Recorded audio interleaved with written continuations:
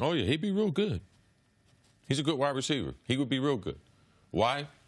He's got speed. He's got route running. He's got the discipline of a pro athlete. He works on his body 24/7, spends an exorbitant amount of money on his body. He's got a great team of people around him. He's a guy that always plays with a little chip on his shoulder. He's motivated, self-motivated, doesn't need to be in a certain offense, doesn't need to be with a certain coach. No, that's who AB is. He's one of the hardest workers on the Pittsburgh Steelers. Yeah, he's a wide receiver. He's got a little bit of diva in him, but shoot, they taking them everywhere.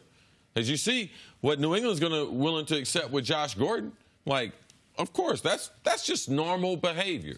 I didn't think his response was a big deal. You know, someone used to work for the organization. They made a comment. He commented back on Twitter. I know this won't be a distraction the way people talk about, you know, Pittsburgh Steelers, they always have some type of distraction. No, I don't believe this is a distraction. The other guys on the team don't care anything about this. They want AB on the team. AB's well-liked by his teammates.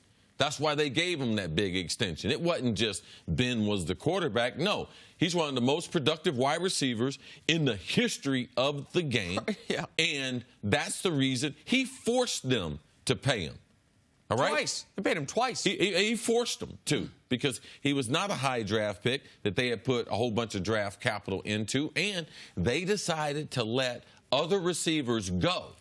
Mike Wallace, who was a higher draft pick than him, we're going to let him go. Even this offseason, Martavius Bryant, we're going to let him go. Emmanuel Sanders in between those All two. those guys. Listen, I understand the idea that if you're saying if Blaine Gabbert, we were just talking about, was his quarterback, would his numbers be as good? Of course not. But great is great.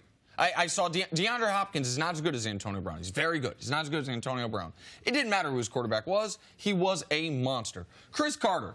Yeah, it was nice the couple years you had Warren Moon, when you had the Randall Cunningham resurgence, but in the meantime, didn't much matter. You still put up numbers. Great is great. The discussion about Antonio Brown is, how many players under 6 feet tall in the history of the sport are better than him?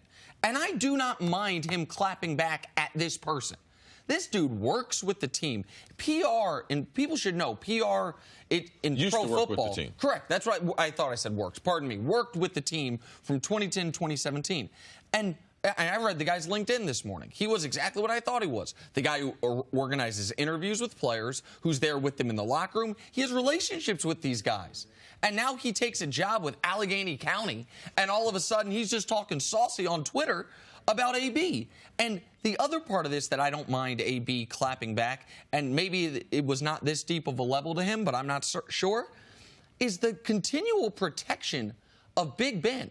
Like, what about the counterfactual? How much has Big Ben benefited from having this superstar wide receiver the last decade? Now, Big Ben's a great player of his own right as well, but that has been a mutually beneficial relationship. And the idea that, AB's so lucky he's had Big Ben, sure he's lucky. And Big Ben's lucky he's had Antonio Brown as well. All Steelers are lucky.